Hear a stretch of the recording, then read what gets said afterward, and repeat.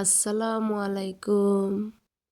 কেমন আছেন আমার আপুরা, ভাইয়ারা সবাই? আশা করি সবাই ভালো আছেন। আমি আছি আল্লাহর রহমতে, আপনাদের দোয়ায়। আপনাদের ছোট বোন ভালোই আছে। আজকে রান্না করতেছি পোনা মাছ দিয়ে।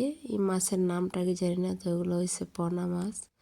এগুলা দিয়ে 2-3 রকমের সবজি এগুলো দিয়ে রান্না করতেছি। সিম আছে, তারপরে ফুলকপি, বেগুন, আলু, মানে অল্প অল্প করে নিছি।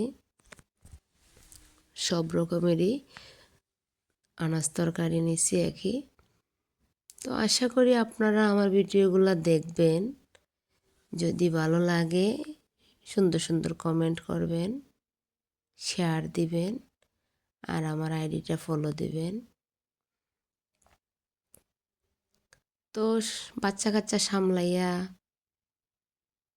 যদি টাইম পাই, সময় পাই, আপনাদের মাঝে ভিডিও শেয়ার করি। এই একই।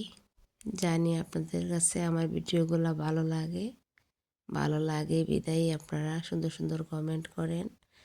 আর সুন্দর সুন্দর কমেন্ট করার জন্য, আমাকে সাপোর্ট করার জন্য আপনাদেরকে অসংখ্য অসংখ্য ধন্যবাদ। এখানে আমি রান্না করে নিতেছি। আমার মেয়েরা ফুলকপি খায় না, সিম খায় না, বেগুন খায় না, তাই ওদের জন্য কয়েকটা আলু দিলাম। আমি প্রায় সময়ই দেখবেন যে কোনো আনাজ তরকারি হইলেই, যে কোনো আনাজের মধ্যেও আমি আলুটা দেই, কারণ ওরা আলুই খায়, অন্য সবজি খাইতে চায় না। দেইও যদি, মানে ওদের আড়ালে লুকিয়ে লুকিয়ে তারপরে মাখাইয়া দেওয়া লাগে আর কি।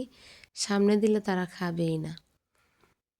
সবুজ তরকারিটা, সবুজ আনাজটা ওরা, মানে ওদের কাছে ভালোই লাগে না। টমেটো খায়, আর টমেটোও দেই। আলু, টমেটো, তারপরে কচুরমুখী এগুলা খায়। মাছ খায় না। বাচ্চাদেরকে নিয়ে এটাই সমস্যা, মাছ খাইতে চায় না, তারপরে মাংসও খাইতে চায় না, ডাল এগুলা খায়। তো আমার বাচ্চাদের জন্য সবাই দোয়া করবেন, আল্লাহ যেন ওদেরকে সুস্থ রাখে, ভালো রাখে। আমার ভিডিওগুলো যদি ভালো লাগে সুন্দর সুন্দর কমেন্ট করবেন, শেয়ার দিবেন।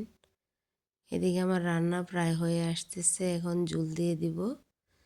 দিয়ে তারপরে নামানোর আগে ধনিয়া পাতা দিয়ে নিব আর কি। জল দিয়ে দিলাম, অল্প পরিমাণ জল দিলাম, বেশি জল দিলে ভালো লাগবে না। সবাই ভালো থাকেন।